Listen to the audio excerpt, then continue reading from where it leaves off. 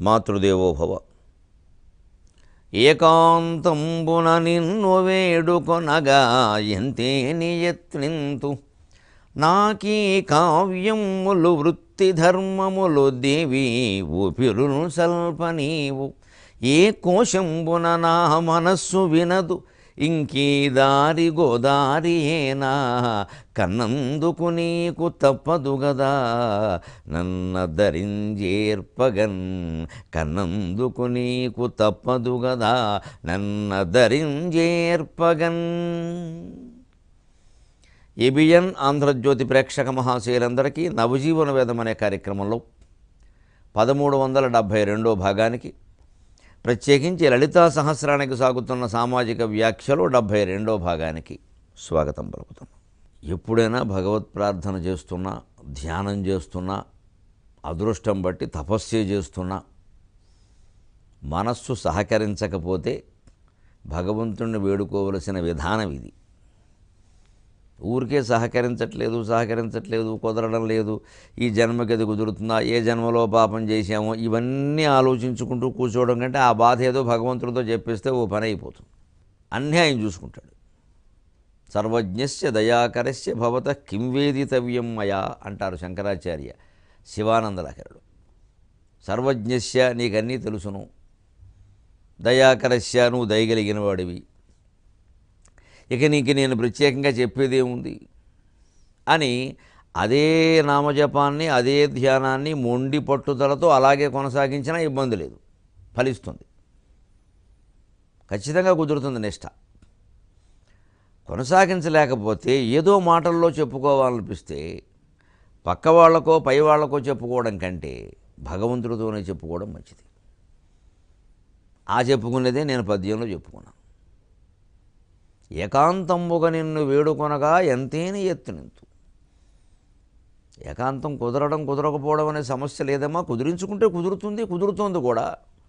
కానీ ఆ ఏకాంతంలో కూడా ఎన్నో ఆలోచనలు వస్తున్నాయి.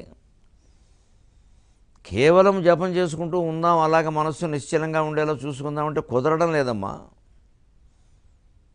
నాకు ఈ కావ్యములు వృత్తి ధర్మములు దేవి ఊపిరులు సల్ప నీవు. సరే, ఏకాంతంలో ఉన్నప్పుడు కుదరకపోవడం ఆ గొడవ అలా ఉంచగా, ఉన్న పనులు మనం వద్దనుకున్నా మనల్ని వద్దనుకోని పరిస్థితి, మనం వదిలినా మనల్ని వదలని పరిస్థితి, అంతగా అడుగుతూ ఉంటే, అంతగా పరిస్థితి కనపడుతూ ఉంటే చెయ్యాలనే అనిపిస్తుంది. ఏమో చేయగలం కదా, లోకానికి ఏదో 4 మంచి మాటలు చెప్పడమే కదా, మనం రాళ్ళు మోయమన్నారా, బళ్ళు మోయమన్నారా? ఓ బళ్ళు లాగమని లేదు, మమ్మల్ని రాళ్ళు మోయమని అనలేదు. 4 మంచి మాటలు చెప్పండి, మాకు కాస్త మనశ్శాంతిగా ఉంటుందన్నారు, అంతే కదా. ఆ మాత్రం కూడా చేయలేకపోతే మా జ్ఞానం దేనికి, మా పాండిత్యం దేనికి? అందుకని దాన్ని సేవాభావంతో కొనసాగించవచ్చు. కానీ కొనసాగిస్తున్న కొద్దీ, అందరికీ అందుతున్న కొద్దీ, ఆనందం కలుగుతున్న కొద్దీ పని మీద ఒత్తిడి పెరుగుతుంది, కార్యక్రమాలు ఎక్కువ అవుతాయి. అంచేది ఈ కావ్యాలు, ఈ వృత్తి ధర్మాలు ఆదాయం కోసం అవసరం లేకపోయినప్పటికీ ఒక బాధ్యతగా, ఒక ధర్మంగా తప్పదనిపిస్తుందమ్మా, తప్పమనిపిస్తున్నాయి ఇవన్నీ.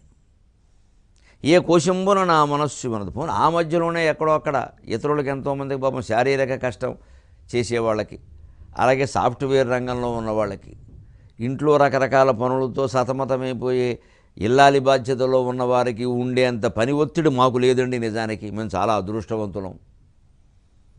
ఇదంతా సాత్వికమైన వ్యవహారం. ఏమీ ఒంటికి మట్టి అంటదు, బట్ట నలగదు, కాలు నేల మీద పెట్టనివ్వరు, అన్ని రకాల వైభవాలు ఉంటాయి, ఇబ్బంది ఏం లేదు. మనల్ని పొగిడేవాళ్ళు ఉంటారు, మన గిట్టని వాళ్ళు ఎవరైనా ఉంటే వాళ్ళని తిట్టేవాళ్ళు కూడా మన దగ్గరే ఉంటారు హాయిగా. అన్ని రకాల చుట్టూ కూర్చుని ఆనందం కలిగిస్తారు వందిమాగధులు, ఇబ్బంది లేదు. మనని పొగుడుతారు, ఎవరినో తిడతారు, మనకి ఎంత ఆనందంగా ఉంటుంది. ఇంతకంటే కావలసింది ఏమిటి? ఆత్మస్థుతి పరనిందికి లోటే లేదు.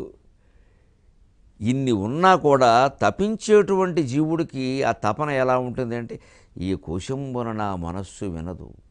ఆ ఏకాంతం దొరికిన కొద్దిసేపైనా ఏదో ధ్యానం చేద్దామంటే మనస్సు వినడం లేదమ్మా. ఇంక ఈ దారి గోదావరియేనా, గోదావరిలో ఈత కొట్టడమేనా? అంచేదేదో గోదావరి ఈత కోసం కుక్కతోక పట్టుకునే కంటే అమ్మవారి యొక్క హస్తాన్ని ఆలంబనంగా చేసుకుంటే, అందుకోసం ప్రార్థిస్తే అదే దొరుకుతుంది కదా. అందుకని ప్రార్థించవలసిన విధానం ఏమిటంటే, నాకు తోచింది కన్నందుకు నీకు తప్పది కదా నన్ను అద్దరించి ఏర్పగా. కొడుకు గుడ్డివాడైనా కుంటివాడైనా కూతురైనా ఎవరైనా మనవాళ్ళు కాబట్టి వాళ్ళకి ఏ అవయవాలు ఉన్నా ఏ అవయవాలు లేకపోయినా ఎటువంటి లోపాలు ఉన్నా మానసికంగా వికలాంగులైనా తల్లి తండ్రి జీవితాంతం వాళ్ళని పట్టుకుని అలా సేవ చేస్తున్నారా లేదా? వదిలేస్తారా? తల్లిదండ్రి కూడా వదిలేస్తే వాళ్ళు ఏమైపోతారు? చదువు రాని వాళ్ళు ఉన్నారు, ఉద్యోగాలు లేని వాళ్ళు ఉన్నారు, ఎందుకు పనికిరాని వాళ్ళు ఉన్నారు, ఉద్యోగం వచ్చినా చేయని వాళ్ళు ఉన్నారు. రకరకాల అనర్హతల వల్ల జీవితాల్లో దెబ్బతిన్న వాళ్ళు ఉన్నారు. వాళ్ళని ఎవరైనా వదిలేస్తారేమో, వాళ్ళని వాళ్ళైనా వదిలేస్తారేమో, కానీ తల్లిదండ్రి వదిలేయలేరు కదండి. అంత ప్రేమ ఉంటుంది తల్లిదండ్రులకి. అంచేత అమ్మా నువ్వు నాకు తల్లివి, జగన్మాతవి కాబట్టి నాకు తల్లివి కాదనడానికి వీలేదు. జగత్తంతరికీ తల్లి అయినప్పుడు నేను జగత్తులో ఓ భాగమే కదా. అందుకని మా అమ్మ నాకు మాత్రమే తల్లి, నువ్వు అందరికీ తల్లివి అంటే నాకు కూడా తల్లివేగా. అంచేత నాకు ఇద్దరు తల్లులు ఉన్నట్టే. ఇప్పుడు అసలు తల్లి ఎలాగూ లేదు కాబట్టి నువ్వే తల్లివి. కన్నందుకు నీకు తప్పదు కదా నన్ను అద్దరించి ఏర్పగను. ఏదో రకంగా ఈ జీవిని ఈ తపనను పూర్తి చేసుకుని ఆత్మసాక్షాత్కారం కలిగించడం నీదే పూచి కదమ్మా అని ప్రార్థన చేస్తే, నిజానికి చెప్పాలంటే ప్రార్థనే సాక్షాత్కారం. కొంతమందికి నేను టీవీ ముఖంగా ఒక మాట బహిరంగంగా చెప్పదలుచుకున్నాను. చూస్తున్న వాళ్ళలో రకరకాల సిద్ధాంతాలు, యోగాలు, మార్గాలు అవలంబిస్తున్న వారు చాలామంది ఉన్నారు. వారిలో కొంతమందికి ఏమనిపిస్తుందంటే, నేనేదో ఆత్మజ్ఞానం గురించి తపస్సు గురించి తపన పడుతూ ఉంటే ఈయన చాలా తపన పడిపోతున్నాడు, ఈయనకేం దొరకలేదన్నమాట మార్గం, అందుకని మన మార్గంలోకి లాగేద్దాం అని చెప్పేసి మొత్తం రకరకాల ప్రయత్నాలు జరుగుతున్నాయి. మా దగ్గర ఓ స్వామీజీ ఉన్నారండి, ఆయన దేవతలను చూశారండి, మీరు రండి మీకు చూపిస్తాం. దేవతలను చూపించిన వాడిని వెళ్ళి, ఆ చూసిన వాడిని వెళ్ళి కాశ్మీర్ సరిహద్దుల్లో ఉండే ఆ బీఎస్ఎఫ్ జవాన్ని పట్టుకుని కంఠం అడ్డంగా నరికేశారే, వాడిని కాపాడమనండి. ఆ తపస్సు ఏమిటో చూద్దాం. అప్పుడు మొత్తం దేవతలను చూసేసారట. చూసేసి ఇక్కడ కూర్చుంటారు ఇక్కడ మనం చూపించడానికి. అలాగే వారేదో కొంతమంది రకరకాల యోగ మార్గాలు, హఠయోగాలు, రాజయోగాలు, ఏవో రకరకాల మార్గాలు అవలంబిస్తూ ఉంటారు. బౌద్ధాలు, జైనాలు రకరకాలని. అవి కరెక్ట్ అని వారి ఉద్దేశం అయితే కావచ్చు, వారు చేసుకోవచ్చు. కానీ ప్రతి వాళ్ళకి ఏమనిపిస్తుంది అంటే, ఇంక అందరిని లాగేద్దాం, ముందుగా ప్రముఖులను లాగుదాం. అంచేది ప్రముఖుల మీదే అందరి వేళ. నా మీద కూడా అటువంటి ప్రయత్నాలు జరుగుతున్నాయి, బాగా బహువర్గాల నుంచి జరుగుతున్నాయి. నేను ఏం చెప్పినా టీవీ ముఖంగా చెబుతున్నాను కాబట్టి మొహమాటం లేకుండా చెబుతున్నాను. నేను ఆత్మజ్ఞానాన్ని పొంది చెబుతున్నాను తప్ప పొందాలనే తపనతో నేను చెప్పట్లేదు, గుర్తింతురుగాక. ఈ తపన ఎవరి కోసం అంటే వింటున్న వాళ్ళు కూడా పడ్డం కోసం.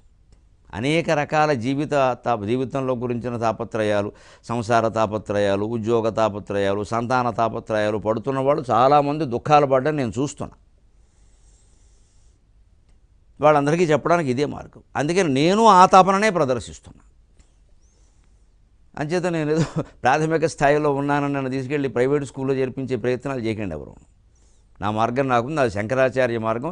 దాన్ని మించిన మార్గం ఈ లోకంలో కాదు, 14 లోకాల్లో ఉండదు.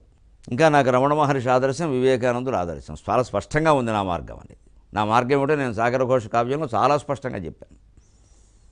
అంచేత నా మార్గంలో నడవడమే లక్ష్యాన్ని చేరుకోవడం. మాకు లక్ష్యం అంటూ ఉండదు. అద్వైతాన్ని నమ్మిన వాళ్ళకి లక్ష్యం ప్రత్యేకంగా ఉండదు. మార్గమే లక్ష్యం, గమనమే లక్ష్యం. నడుస్తున్నప్పుడే నడవడమే మోక్షం. ఇక వేరే మోక్షం కోసం ప్రయత్నమే ఉండదు అక్కడ. ఇగో ఈ పద్యం కూడా అటువంటిది. ఈ పద్యం అనుకోవడంలోనే, ఇలా ప్రార్థన చేయడంలోనే జ్ఞానస్థితి ఉందండి. ఇంకంతకంటే సాక్షాత్కారం ఏమిటి? మనం ఏదో ఏడవడం, ఆవిడేదో ఇలా ఎదురుగా కనపడడం, నేను ఇచ్చాను రాండి, ఎంతసేపు కనపడుతుంది? 5 నిమిషాలు కనపడుతుంది. మళ్ళీ తర్వాత మన ఏడుపు మనదేనా? ఆవిడ కనపడకముందు ఆవిడ కనపడింది, ఆవిడ కనపడిన తర్వాత కూడా ఆవిడ కనపడింది. వెరసి కనపడకపోవడం అనే సమస్య లేదు. విశ్వం రూపంలో కనపడుతున్నదే ఆవిడ, విశ్వరూప జాగరణి. ఈ ఆత్మజ్ఞాన స్థితిలో ఉండేటువంటి బ్రహ్మజ్ఞానికి వేరే ఏమీ అవసరం లేదు. తాను ఉన్న స్థితే బ్రహ్మజ్ఞాన స్థితి అని అతనికి బాగా తెలుసు. అది మనమందరం, మనలో ఎవరైతే వింటున్న వాళ్ళో నాకంటే గొప్ప యోగ స్థితిని సాధించిన వాళ్ళు ఉండొచ్చు, గొప్ప సాధన చేస్తున్న వాళ్ళు ఉండొచ్చు, మహాయోగులు ఉండి వీడు ఏమి చెబుతాడో చూద్దామని వింటున్న వాళ్ళు ఉండొచ్చు, ఏమీ తెలియని వాళ్ళు ఉండొచ్చు. ఎవరుంటారో నాకు తెలియదు కాబట్టి నేను చేయగలిగినటువంటి పని నేను చేస్తున్నాను. అది మనం ఈ నామాల ద్వారా గ్రహించేటువంటి ప్రయత్నం చేస్తున్నాం.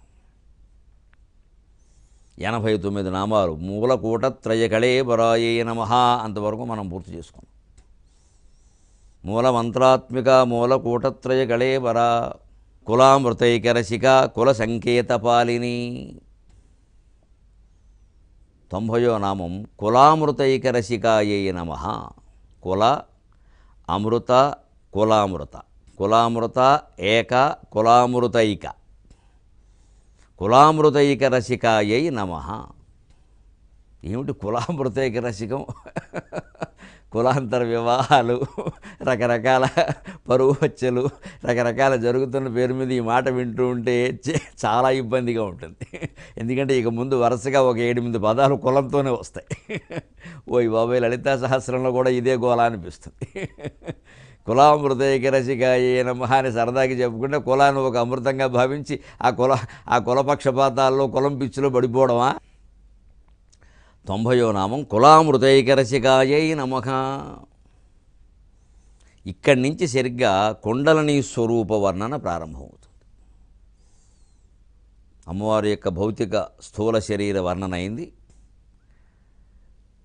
పునరుత్పత్తి, సృష్టి, పునఃప్రారంభం దానికి సంబంధించిన విషయాలైనాయి. కామవాసన ఆధారంగా చేసుకుని మళ్ళీ సృష్టి ప్రారంభించడం అనేది అయింది. ఎలా ప్రారంభించారో చెప్పారు. దానికి మంత్రాలు, అక్షరాలు ఎలా ఏర్పడతాయో, ఎలా ఆధారం అవుతాయో చెప్పారు.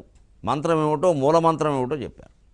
ఆ కూటత్రయమే ప్రధానమైనటువంటి శరీరంగా కలిగి ఉండే విషయం కూడా చెప్పాడు వ్యాస మహర్షి. ఇప్పుడు మొత్తం ఈ కూటత్రయానికి దీనికి ఆధారమైనటువంటి కుండలిని స్వరూపాన్ని వర్ణిస్తున్నాడు. ఆ కుండలినే కులము అంటారు ఖచ్చితంగా. అది ఒక కుండలిని ఆకారం, లేక సర్పాకారం కాబట్టి ఆ సర్పాన్ని ఎప్పుడు కుండలిని అంటారు. ఎందుకంటే ఇలాగా గుండ్రంగా చుట్టుకుని ఉంటుంది కాబట్టి కుండలిని అంటారు. కుండలీ గూఢపాచక్షు, కుండలీ గూఢపాచక్షుశ్రవ కాకోదరా. కుండలిని, గూఢపాత్తు, చక్షుశ్రవము, కాకోదరము ఇవన్నీ పాముకు పేర్లు. ఆ కుండలి ఆకారంలో ఉంటుంది కాబట్టి కుండలిని అంటారు. విశేషం ఏమిటంటే ఈ కుండలిని శక్తి ఈ మూలాధార చక్రం దగ్గర సరిగ్గా మల విసర్జకేంద్రియానికి కొద్దిగా 4 అంగుళాలు పైన పాము ఆకారంలో చుట్టుకుని ఉంటుంది కదా, సరిగ్గా 3.5 చుట్టలు చుట్టుకుని ఉంటుంది. 3.5. ఇది అర్థమైతే శ్రీ మహావిష్ణువు ఆదిశేషుడి మీద ఎందుకు పడుకుని ఉంటాడో, ఆదిశేషుడు 7 చుట్టలు చుట్టుకుని ఎందుకుంటాడో అర్థమవుతుంది. జీవుడు చుట్టలు 3.5, దేవుడు చుట్టలు 7. ఒక లెక్క చెప్పాలంటే అంతే. దీనికి రెట్టింపు, అంతకంటే భేదమేం లేదు. జీవుడికి దేవుడికి భేదం కేవలం కొలతలో తప్పితే ఏ విషయంలోనూ భేదం లేదు. జీవుడిని తక్కువ చేసి మాట్లాడవలసిన అవసరం లేదు. తక్కువ వాడిని జీవుడు అనుకుంటున్నాడు, అంతేగాని నిజానికి తక్కువవాడు కాదు. నిజానికి జీవుడు అనేవాడు లేడు. జీవుడు ఆభాస. చిదాభాసనే జీవుడు అంటారు. చితాభాస. ఆభాస అంటే ఉన్నట్టు కనిపిస్తుంది కానీ ఉండదు. విరోధాభాస అలంకారం అంటారు అలంకార శాస్త్రంలో. విరోధం ఉన్నట్టుగా కనిపిస్తుంది, నిజానికి ఉండదు. కాస్త ఒక మాట తొలగించుకుంటే సరిగ్గా ఆలోచిస్తే పోతుంది అది. అందుకని విరోధం ఉన్నట్టుగా కనిపిస్తుంది ఊరికి, అది ఆభాస అంటారు. విరోధం లేదు, తొలగిసిపోతుంది. ఏమిటి? కొండ మీద నెమలి కోరిన పాలిచ్చు, పశువు శిశువుతో ఉడపలుక నేర్చు, వనిత వేదములను వల్లించుచుండును, బ్రాహ్మణుండు కాకి పలలము తిను. మా చిన్నతనంలో పెద్దబాల శిక్షలో చెప్పేవారు ఈ పద్యం బుద్ధి వికాసానికి. ఇదే విరోధాభాస అలంకారం అంటే. దానికి ఉదాహరణ ఇదే. కొండ నుండు నెమలి కోరిన పాలిచ్చు అంటే ఏం అర్థం అవట్లేదు, ఏదో విరోధం ఉంది. నెమలి పాలివ్వడం ఏమిటి? పశువు శిశువుతో ఉడపలుక నేర్చు. పశువు శిశువుతో మాట్లాడుతుందా? వాడు చంపేదు. పశువు ఏం మాట్లాడుతుంది? పశువు భాష మనకే అర్థం కాదా? వనిత వేదములను వల్లించుచుండును. స్త్రీ అరుగు మీద కూర్చుని వేదాలు పఠనం చేస్తుంది. పూర్వకాలం ఎప్పుడైనా ఉందే ఈ వాతావరణం? ఇప్పుడు అసలు మగాళ్ళ చేయట్లేదు కాబట్టి ఆడాళ్ళ సమస్య లేదు. బ్రాహ్మణుండు కాకి పలలము తిను. పలలం అంటే మాంసం, కాకి పలలం అంటే కాకి మాంసం. బ్రాహ్మణుడు మాంసం తినడమే తప్పు, తింటే తిన్నాడు. వ్రతం చెడ్డ ఫలం దక్కాలో శుభ్రంగా ఖరీదైన మాంసం ఏదో తినకుండా కాకి మాంసం తినడం వేడి కర్మ.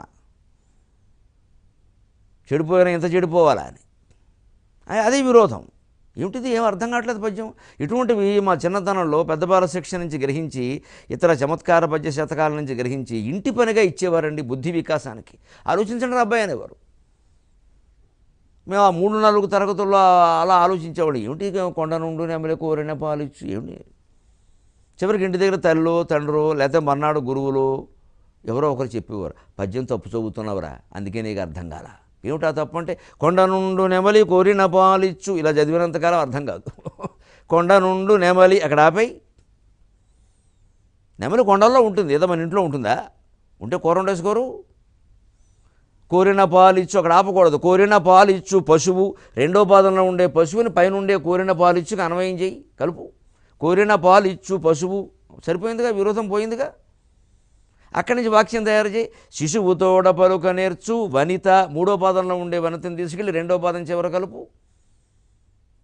శిశువుతోడ పలుక నేర్చు వనిత, చిన్నపిల్లాడితో మాట్లాడుతోంది స్త్రీ. ఆశ్చర్యం ఉంది, ఇబ్బంది సహజమే.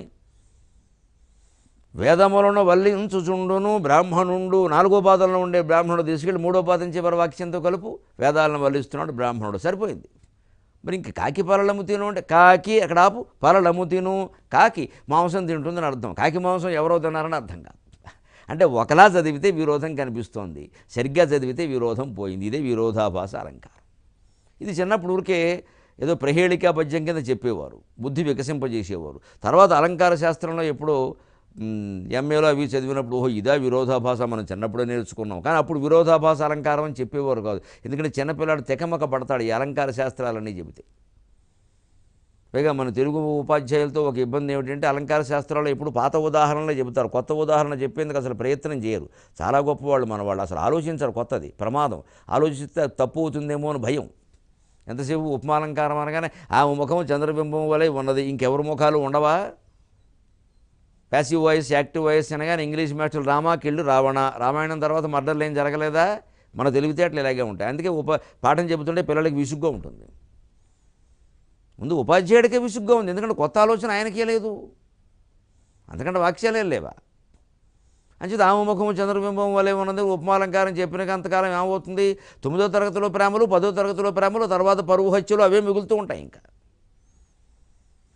ఎంతసేపు వీడి దృష్టి ఆమెముఖం చంద్రబింబం వలె ఉన్నదని క్లాసులో చంద్రబింబాలు ఎక్కడ ఉన్నాయని చూస్తాడు. ఇంకా అయిపోయింది వీడికి 0 క్లాస్ మార్కు. పరీక్షల్లో ఓ చంద్రబింబం వచ్చింది 0, ఆ చంద్రబింబం దక్కినా దక్కకపోయినా. అసలు విద్యార్థుల్లో పూర్తి నీతి నిజాయితీపరమైన వాతావరణం ఏర్పడాలంటే పాఠ్యబోధనలో ప్రాచీన అలంకార శాస్త్ర ఉదాహరణలు సహా చాలా విషయాలు మార్చవలసిన అవసరం ఉందండి. అందరం మనం గమనించాలి ఆ విషయాన్ని. వాళ్ళలో ఏ వాతావరణం మనం పెంపొందింపజేయాలనుకుంటున్నామో ఆ రకమైన ఉదాహరణలే చెప్పాలి. 10 ఏళ్ళు 12 ఏళ్ళు ఉండేటువంటి 13 ఏళ్ళు ఉండే అబ్బాయికి ఆమె ముఖము చంద్రబింబం వలె ఉన్నది, ఎవరి ముఖం మన క్లాసులో ఎవరి ముఖం ఉందని వీడు మొదలెడతాడు. ఇప్పుడైతే ఫోటో కూడా తెస్తాడు, వాట్సాప్ పంపిస్తాడు, చంద్రబింబం ఇదిగో అని. అది లైక్ అయినా కూడా బొట్టన వేలు కొడతాడు. అక్కడ అయిపోయింది, వీడు చదువు అయింది. ఇంకా ఇక్కడి నుంచి ప్రేమండం, పెళ్ళండం, మా ఇష్టం ఉండడం, నానా గొడవను. అసలు ఎందుకు 9వ తరగతిలో 10వ తరగతిలో ఈ ఆలోచనలు వస్తున్నాయి పిల్లలకి? అది సమస్య అండి, కీలకం. కులాంతరాలు మతాంతరాలు సమస్య కాదండి. హై స్కూల్ స్థాయిలోనే ఈ ప్రేమలు ఎందుకు మొదలవుతున్నాయి అసలు, ఈ ఆకర్షణలు? అది అందరూ చర్చించాలి ఆ విషయం. అక్కడ జాగ్రత్తలు అక్కడ తీసుకో, అక్కడ చదువుకోవలసింది పోయి ఇది ఎందుకు మొదలవుతుంది అంటే ఇంక సమాజంలో ఇంకో పనేం లేదా? అంచేతనే ఉదాహరణలు మార్చాలి. అలాగా విరోధాభాస, మాకు విరోధాభాసం చెప్పేవారు కదా, ఆ గొడవంతా మీకు అనవసరం అని చెప్పేవారు. ఆ బుద్ధి వికసించింది. పెద్దయ్యాక విరోధాభాసం అనగానే హాయిగా ఉండేది. అలాగే ఇక్కడ జీవుడు అనేది ఆభాస, చిదాభాస ఉన్నాడని అనిపిస్తున్నాడు, అంతేగాని లేడు. అంచేది జీవుడు అల్పజ్ఞుడు, దేవుడు సర్వజ్ఞుడు. అల్పజ్ఞుడు అవతం ఒక లక్షణం అయితే సర్వజ్ఞత్వం కూడా ఒక లక్షణమే. అల్పజ్ఞత్వం పోతే సర్వజ్ఞత్వం కూడా పోతుంది. చాలా స్పష్టంగా ఉంటుంది వేదాంత గ్రంథాల్లో. శంకరాచార్య చాలా స్పష్టంగా ఖండిస్తారు ఈ వాదాన్ని. సర్వజ్ఞత్వం ఒక లక్షణం అయితే అది కూడా పోతుంది. విష్ణువు సర్వజ్ఞుడు అంటే సర్వజ్ఞత్వం ఒక లక్షణం అన్నమాట. లక్షణాలకు అతీతుడు కదా భగవంతుడు. మరి మళ్ళీ ఒక లక్షణం ఎలా పెడతామండి? జీవుడికి దేవుడికి భేదం పెట్టి మాట్లాడే సిద్ధాంతకర్తలు, ప్రవచకులు అందరూ ఎవరైనా సరే పూర్వం నుంచి మాట్లాడుతున్న విషయం ఏమిటంటే జీవుడు ఒక శరీరానికి పరిమితుడు, దేవుడు విశ్వానికి అపరిమితుడు. విశ్వం కూడా ఒక శరీరమే కదా, దాని పరిమితులు దానికి ఉన్నాయి కదా. విశ్వం అపరిమితంగా ఉంది అంటే భగవంతుడిని అపరిమితుడు అనాలి, మీరు విశ్వానికి పరిమితం చేయకూడదు. ఒక ఆకారాన్ని మీరు నిర్ణయించినప్పుడు విశ్వానికి విశ్వమంతా నిండి ఉన్నాడని ఎలా చెబుతారు? అంతా అని ఎలా తెలిసింది? ఏ కొలతల ప్రకారం? ఏ కొలతల ప్రకారం అంతా అని తెలిసింది? అనంతః అనే మాట విష్ణు సహస్రంలో వాడిన తర్వాత విష్ణుమూర్తి శరీరం విష్ణువు కాదండి, విశ్వమంతా వ్యాపించిన శక్తే విష్ణువు. చతుర్భుజాలు విష్ణువు అంటే ఎలాగా? మళ్ళీ త్రినేత్రాలు కాదంటే ఎలాగా? అనంతుడైన వాడు చతుర్భుజుడయ్యే అవకాశమే లేదు, చతుర్భుజుడైతే అనంతుడయ్యే అవకాశమే లేదు. ఏదో ఒక నామం తప్పవాలి కదా. అంటే తర్కానికి నిలవని వాదాలు ఇవి. అద్వైతం ఒక్కటే నిలబడుతుంది, సందేహమే లేదు. ఏకమేవ అద్వితీయం బ్రహ్మ. అంటే కించిజ్ఞత్వం ఒక లక్షణం అయితే సర్వజ్ఞత్వం ఒక లక్షణం. ఒక శరీరం ఒక లక్షణం అయితే విశ్వం అనే పెద్ద శరీరం ఇంకో లక్షణం. ఇది పోతే అది పోతుంది. ఏదో ఒకటే ఉండాలి, రెండోది ఉండడానికి అవకాశమే లేదు. రెండోది ఉంటే దేవుడనే భావనకు అర్థమే లేదు. వదిలేయడం మంచిది. మొదటి నుంచి సృష్టి ఉంది, సృష్టి నడుస్తుంది, ఇక నాస్తికత్వమే మిగులుతుంది. అక్కడ ఏం జరిగితే అది జరుగుతుంది. దేవుడంటూ ఉన్నాడని మనం అంగీకరించిన తర్వాత ఖచ్చితంగా ఆ దేవుడు ఒక్కడే, రెండోవాడు ఉండడానికి వీల్లేదు. రెండోవాడు ఉండకూడదు, ఒక్కడే ఉండాలంటే రూపం ఉండడానికి వీల్లేదు. మంచిది అరూపమే, నిర్గుణమే, ఎప్పటికైనా చేరుకోవలసింది అది, తెలుసుకోవలసింది అదే. ఒక దెబ్బతో పోయే మొత్తం ద్వైత సిద్ధాంతాలన్నీ.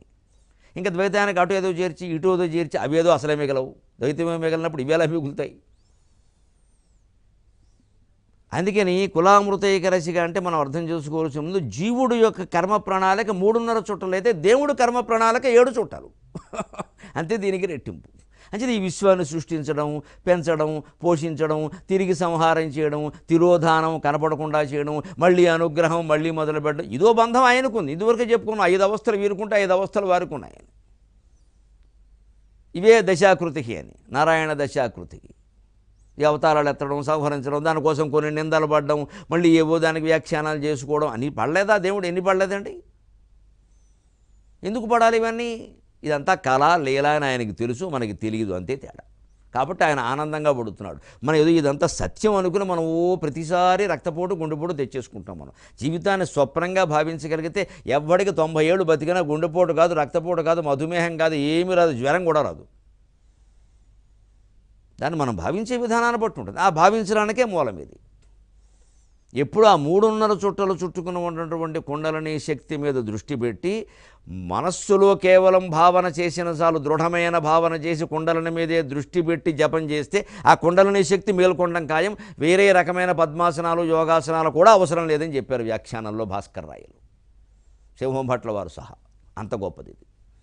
ఇందుకీ కులం అంటే ఏమిటి? మనం మామూలుగా లోకంలో ఉండే కులంతో ఆలోచిద్దాం. ఎందుకు కుండలిని కులం అంటారు? ఆ పేరు ఎందుకు వచ్చింది? లోకంలో కులం అనే మాట ఎందుకు వచ్చింది? ఏదో ఉందిగా, ఒక వాడుకు ఉంది కదా కులం అంటే, క్యాస్ట్ అని ఒక వాళ్ళకు ఉంది. బ్రాహ్మలు, కమ్మవారు, మాలలు, మాదిగలు, ఏదో తెలగలు, బలిజలు, రకరకాల పేర్లు. ఎందుకు వచ్చింది?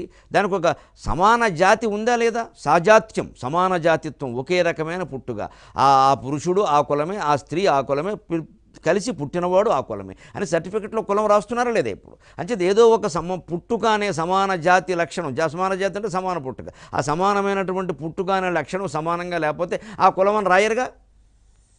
అంచేత ఈ మనం యోగశాస్త్రంలో చెప్పుకునే కులానికి కూడా ఒకే సమాన లక్షణం ఉండాలి. అదేమిటంటే ఒకే జ్ఞానంలో విషయాలు కావడం, అన్నీ కలిపి ఒకే జ్ఞానంలో మిళితమైపోవడం. అందుకని ఇది కులం. దాన్ని త్రిపుటి అంటారు. ఏమిటి త్రిపుటి? జ్ఞానం, జ్ఞాత, జ్ఞానం, జ్ఞేయం. జ్ఞాత అంటే తెలుసుకునేవాడు, ఏదో ఒక విషయం తెలుసుకోవాలి అని ప్రయత్నిస్తున్నాం మనం. జ్ఞాత అంటే తెలుసుకునేవాడు. ఇప్పుడు నేను ఏదో లలితా సహస్రం మీరు వినడానికి తెలుసుకోవాలని కూర్చున్నారు, మీరు జ్ఞాత. జ్ఞానం అంటే తెలుసుకునే ప్రక్రియ.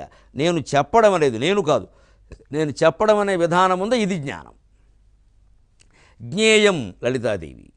ఇది జ్ఞాత, జ్ఞానం, జ్ఞేయం. తెలుసుకునేవాడు జ్ఞాత, తెలుసుకునేటువంటి వస్తువు లలితాదేవి. అలాగే తెలుసుకోవడం అనే ప్రక్రియ ఉందే. నేను మాట్లాడుతూ ఉండం, మీరు వింటూ ఉండం, మీలో మీరే ఆలోచిస్తూ ఉండం, తర్కించుకుంటూ ఉండం, అవునంటూ ఉండం, కాదంటూ ఉండం, ఇదంతా జ్ఞాన ప్రక్రియ. జ్ఞాత, జ్ఞానం, జ్ఞేయం. అలాగే ధ్యాత, ధ్యానం, ధ్యేయం. ఈ మూడింటిని త్రిపుటి అంటారు. ధ్యాన, ధ్యాతృ, ధ్యేయ రూప, ధర్మ, ధర్మ వివర్జిత తర్వాత వస్తుంది. ఈ మూడు ఆవిడే అన్నారు. ఎందుకంటే మూడు ఒకటే. నిజానికి తెలుసుకుంటున్న కొద్దీ ఏం తెలుస్తుంది అంటే తెలుసుకునేవాడు లేడు. ఎందుకంటే ఎవరిని గురించి తెలుసుకునే ప్రయత్నం చేస్తున్నామో వాడే ఆ తెలుసుకునేవాడు. తెలుసుకునేవాడు వాడే. అదే జిడ్డు కృష్ణమూర్తి గారు చాలా చమత్కారంగా చెబుతారు. The searcher is searched, nothing is there. తీసే అంటాడు ఆయన. The searcher is searched. ఎవడు వెతుకుతున్నాడో వాడే వెతకబడుతున్నాడు. వాడు వాడిని వెతుక్కుంటున్నాడు, వాడిని తెలియక. దీనికి శంకరాచార్య సహా చాలామంది ప్రాచీనులు చక్కని ఉదాహరణ చెప్పారు. మనకు పరమానందయ్య శిష్యుల కథలో ఉంటుంది. 10 మంది శిష్యులు పెడుతుంటే ఎంతమంది ఉన్నారో లెక్క పెట్టమంటే ఎంతసేపు 9 లెక్క పెడుతున్నాడు. ఎందుకంటే వాడిని వాళ్ళు లెక్కట్టు కూడా మర్చిపోయారు. గురువుగారి దగ్గర బయలుదేరినప్పుడు మనం 10 మంది ఉన్నాం, ఇప్పుడు 9 మందే ఉన్నామంటే నువ్వు ఊరుకోరా, నీకు లెక్కలు రావు అని ఇంకోటి మొదలుపెట్టి వాడు కూడా ఏం చేస్తున్నాడు? కూర్చోండిరా, సరిగ్గా నిలబడినారు, 1 2 3 4 అంటున్నాడు. వాడిని లెక్క పెట్టుకోవట్లేదు. వాడితో కలిపి 10, వాడు కాకుండా 10. బయలుదేరినప్పుడు గురువుగారు ఒరే 10 మంది వెళుతున్నారు జాగ్రత్తగా వెళ్ళండిరా అంటే అర్థం ఏంటి? గురువు కాకుండా వీళ్ళు 10. వీడేం చేస్తున్నాడు? గురువు కాకుండా మనం 10 కదా అని వీడు కాకుండా వాళ్ళు లెక్కెడుతున్నాడు. 9 మంది లేరు. ఇది అజ్ఞానమా కాదా? ఇలా మొత్తం 6 లెక్క పెట్టినా కూడా 9 తెలుస్తాం. చివరికి మొత్తుకుని మళ్ళీ గురువుగారి దగ్గరికి వెళ్ళారట. గురువుగారు మీరు 10 మందిని పంపించారు, ఒకడు పోయాడండి అంటే ఎవడు పోయాడరా? అందరూ కనపడుతున్నారు కదా అంటే ఏమోనండి మేము అంత లెక్క పెట్టినా 9 వస్తున్నారండి. ఆయన నిలబెట్టి లెక్కెట్టాడు. 10 మంది సన్నాసులారా, బుద్ధి ఉందా లేదా, 10 మంది కనపడుతున్నారు కదా అంటే వాళ్ళకి అప్పటికే అర్థం కాల. ఒరే ఇప్పుడు నేను విడిగా ఉన్నాను, మీరు 10 మంది కాబట్టి నన్ను నేను లెక్క పెట్టుకోలేదురా. 10 మందిలో మీరు కలిసి ఉన్నప్పుడు మిమ్మల్ని మీరు లెక్క పెట్టుకోవాలా వద్దా అంటే ఆ విషయం మీరు పొద్దున్న చెప్పినటువంటి శాస్త్రంలో చెప్పలేదుగా అన్నట్టు. వీళ్ళంత గొప్పవాడు, అందుకే పరమానంద శిష్యులు అంటారు. దీన్ని వేదాంతంలో గొప్ప ఉదాహరణ కింద చెబుతారు. శంకరాచార్య కూడా చెబుతారు. దశమ ప్రమాణం అంటారు ఆయన. 10వవాడు తన్ను తాను లెక్క పెట్టుకోవడం మర్చిపోయి 10 మంది లేరని బాధపడినట్టే ఉంటుంది మన అజ్ఞానం అంతా అని. అంచేత ఎవడైతే ప్రయత్నం చేస్తున్నాడో వాడు ఆ చర్చ వెతుకేది కూడా ఒకటే అన్నప్పుడు జ్ఞాత జ్ఞేయం ఒకటైపోయింది. మనము అమ్మవారు ఒకటైపోయాం. ఇంకా జ్ఞానం అనేది మిగులుతుంది. అంచే త్రిపుటిలో మిగిలేది ఒక్కటే, ఆ మధ్యలో ఉండేది ఒక్కటే. మూడింటి సంపుటిని కులం అంటారు. ఇప్పుడు కులామృతైక రసికాయై నమః. ఆ జ్ఞానాన్ని పొందగలిగితే అది అమృతం అండి. అంతకంటే గ్రహించవలసింది ఏముందండి? ఆ అమృత రసికత్వంలో 23.5 గంటలు మునిగిపోదామండి. 3.5 చుట్టలు చుట్టుకున్న కుండలని మీదే దృష్టి పెడదామండి. సెలవు.